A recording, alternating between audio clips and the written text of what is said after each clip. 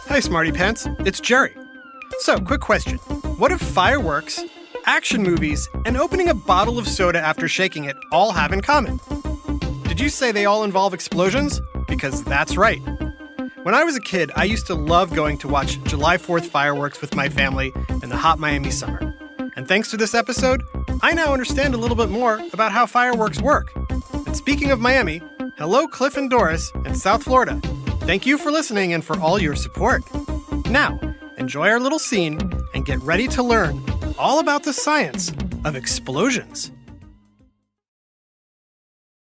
Misty, since I first saw you, my heart has been going boom, boom, nonstop.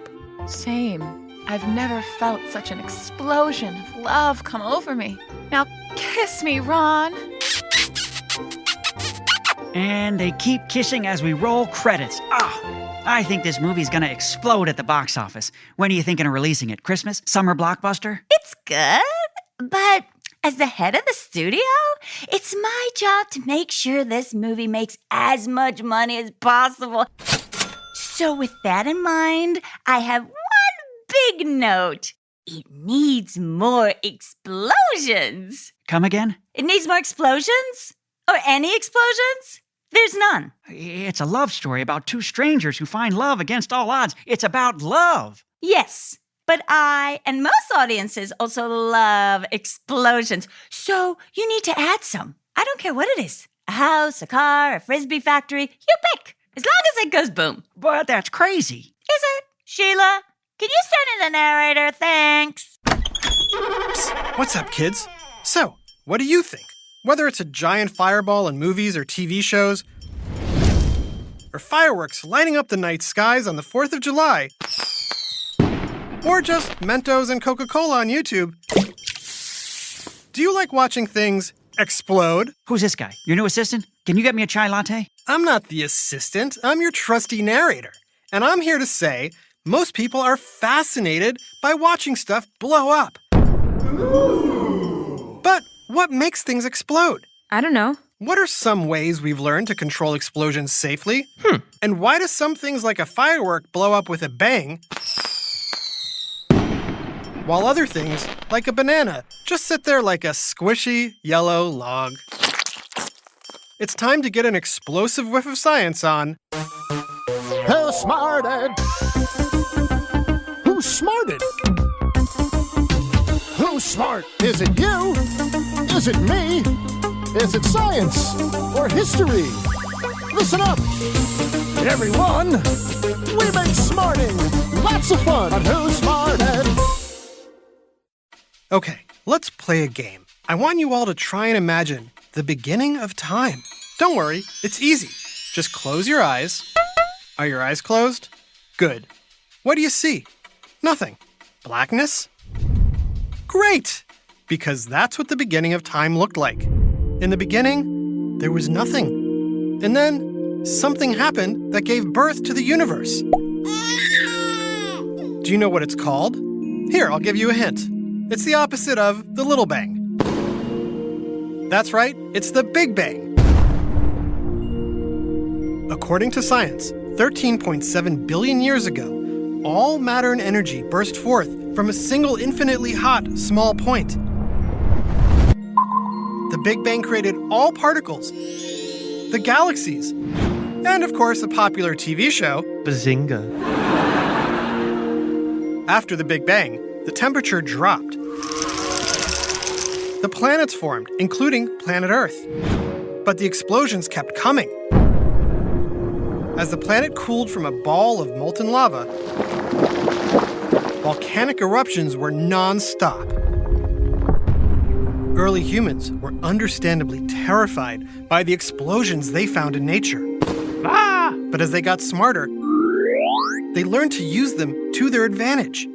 I love explosions! As legend has it, around 800 AD, medieval Chinese chemists were searching for the secret to eternal life. One day, they mixed a special blend of powders, and the mixture exploded. After they picked their jaws up off the floor, the chemists realized they could stick these powders into bamboo shoots, toss them on the fire, and make firecrackers.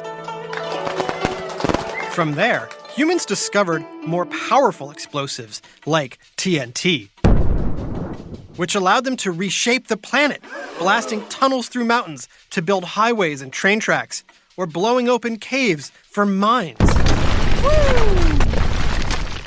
But they didn't just use explosions to blow things up. Explosions also helped preserve things, like memories. How, you ask? Because in 1859, a magical new invention was born. Say cheese! Cheese! Early photographers discovered that magnesium powder, when lit on fire, would create a momentary flash that would light up their subjects like the sun. And flash photography was born.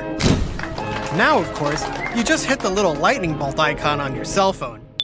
But trust me, it was a big deal back in the day. Today, we use explosions, big and small, for many things. Big explosions help demolish buildings that need to be torn down,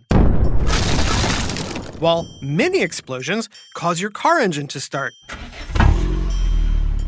Or popcorn to pop. Can't have a big blockbuster movie without popcorn. Okay, I get why explosions are useful, but why do I need them in my movie? I can answer that.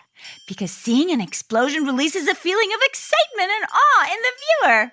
Right? Right. But guess what? What? There's something released in every explosion as well. Ooh. Do you have any idea what that is? Hmm. What about you listening at home? Huh? What do you think is released by an explosion?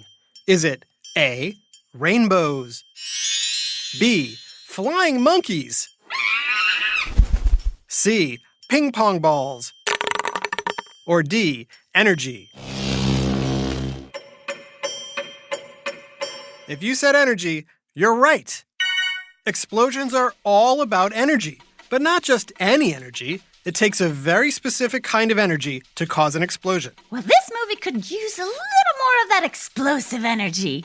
So what's the secret? Well, I'll tell you that, and I'll tell you why certain things explode in the first place, right after this quick break. A cliffhanger. I like it. Hello, Smarty fans. As Who Smarted listeners, you've heard me talk a lot about digestion and what's going on inside your tummy. That's because your whole body's health starts in your gut. But did you know 61% of people experience digestive discomfort? Everything from bloating and constipation to gastrointestinal irritation. I know, not fun. Luckily, I found Seed's DS-01 Daily Synbiotic. It sets a new standard in probiotics that not only provides relief from occasional digestive discomfort, but also supports healthy gut immune function and promotes smooth, clear, healthy skin. As someone who loves going with his gut, I use Seed's DS-01 Daily Synbiotic every day as part of my daily routine to benefit my gut, skin, and heart health. So listen to your gut with Seed's DS-01 Daily Synbiotic. Go to seed.com/25smarted and use code 25smarted to get 25% off your first month. That's 25% off your first month of Seed's DS-01 Daily Synbiotic at seed.com/25smarted, code 25smarted. And now, back to Who Smarted. So remember when I told you explosions are all about energy? Well, it turns out all explosions depend on one very specific type of energy. And to help demonstrate what that is, I could use your help. That includes all of you listening at home or in the car. Here's what I want you to do. I want you to imagine yourself getting squished into a teeny tiny box. You can act it out if you want. Try to scrunch your body up as tightly as it'll go. Tense your muscles. Keep holding it. Can you feel the pressure building up? Does it feel like any moment you could just explode? Well, don't actually explode. But if you're all crunched up, on the count of 3, I want you to pop up as if you are exploding. Ready? 1, 2, 3. Did that feel good? It felt great. Good. Well, you've all just helped me demonstrate a form of energy known as potential energy. Potential energy just means energy that is stored up but has yet to be released. It's kind of like your dog when it's trapped in the car on the way to the doggy park. As it turns out, there's potential energy hiding in the chemical bonds that hold all matter together. And when these bonds are broken, the potential energy gets transformed into other forms of energy, like light, heat, pressure, and sound. And if this reaction happens really fast, you get an explosion. Wait, are you saying anything can explode? No. Fortunately, most of the things you encounter every day are made up of very stable molecules. This means they don't hold a lot of potential energy, so they aren't explosive. But there are plenty of unstable substances in the world, and if you combine them with a trigger, like the heat of a flame, that energy will be released in an instant. Question: which of these everyday items are unstable enough that they can be explosive? Is it A, hairspray, B, flour, C, ping pong balls? A lot of you probably said hairspray. Good job! After all, hairspray is made with chemicals that can catch fire if exposed to a spark. Even cans of hairspray left out in the sun have been known to burst. But if you said flour, you're also right. Believe it or not, flour can blow up like the 4th of July. White flour is actually packed with sugar. And anyone who's ever stuck a marshmallow into a fire knows that sugar loves to burn. Yum, s'mores. Flour sitting in a bag or a bowl is perfectly safe. But if flour is thrown into the air, it becomes a mist of sugary particles. And if there's a fire, the whole cloud will immediately burst into flame. In 1878, a flour mill in Minnesota was completely destroyed when a spark turned the floating flour dust into a giant bomb. Oh man, I wish we had that explosion in the movie. Now, what if you said C, ping pong balls? Nope, not womp womp. Ding ding. That's right. Old ping pong balls were once made of a highly flammable material called celluloid. It used to be common during ping pong matches for balls to spontaneously explode. Turns out there's explosive potential all around us. The important thing is to be safe around flammable materials, never play with fire, and always ask a grown-up if you sense danger. And don't worry, the stuff that makes up the people you love, the food you eat, and the toys you play with is all chemically stable and is definitely not going to blow up. Great. So if most things are not explosive, then we don't need an explosion in the movie after all. I wouldn't say that. Misty, since I first saw you, my heart has been going boom, boom, nonstop. Same. I've never felt such an explosion of love come over me. Now kiss me, Ron. Oh my God, your car just blew up. Oops, I left a giant can of hairspray on the dashboard. Oh well. Can I get a ride home? Perfect. Has anyone seen my hairspray? Just kidding. Who uses hairspray? Please leave a review of our show on Apple Podcasts or tell a parent or friend about Who Smarted. You'll look very cool for knowing about it. This episode exploded from the mind of Dan Bromfield.